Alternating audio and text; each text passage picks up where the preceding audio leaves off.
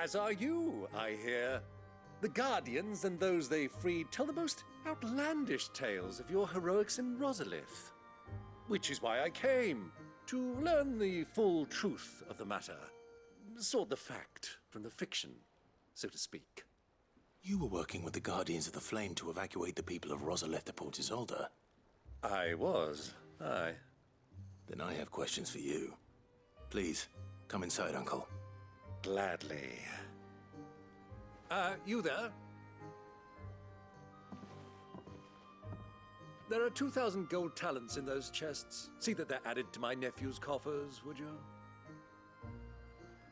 2,000?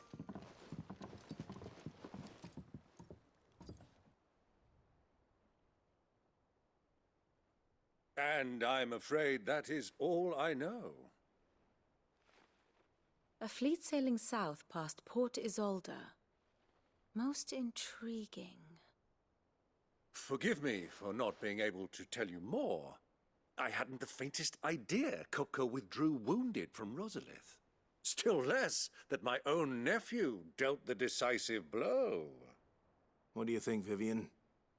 I think, with this news of the Dhalmekian fleet and recent reports of the Royalists' movements, that the final piece of the puzzle has fallen into place. Come here and I'll show you.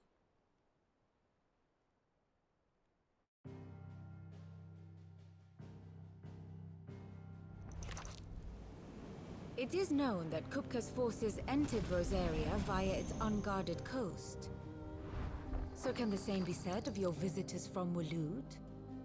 Certainly, her Royal Navy is famed for the efficiency with which it bears her knights from one battlefield to the next.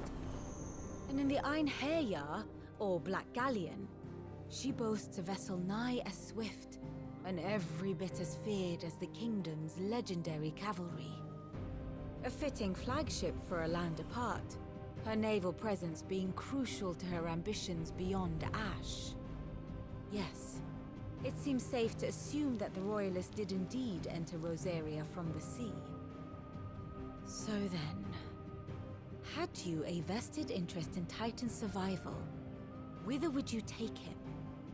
Why, home to Drake's Fang, a place rich enough in ether to conjure the magics needed to mend his hurts. But would that not entail an arduous voyage around the southern cape? Let us say that the Royalists did put ashore with a mind to spirit Kupka away from under your very nose. Could that truly have been their plan for him? To load him aboard one of the ships flying Republican colors sighted off the coast near Port Isolde. To spend weeks at sea, being tossed hither and yon by unforgiving waves, his life hanging in the balance. No. The journey would mean Titan's death, and Kupka's faithful creatures would not allow it. So what then was the plan of our Waloed friends? Reports suggest they made not for the coast, but for the desert. And by cutting through the Velcroy, a party traveling light would have Titan back in his bed days before a galley could lurch into port. To wit, it was the Royalists, not the Republicans, who effected Hugo Kupka's safe retreat. I would stake your life on it.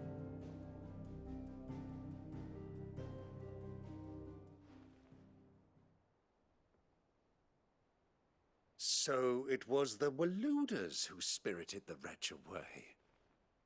Now I think about it, there was something a little strange about the ships I saw. The men seemed almost crestfallen, as if in mourning, as if they believed, or were made to believe, that their master was dead. You have a keen mind, Lord Rosfield. And you have your answer. To find Kupka, you have merely to follow the Royalist trail across the Velcroy. It may well have gone cold by now, but as they say in the Republic, all roads lead to Drake's Fang. Allow me to accompany you part of the way.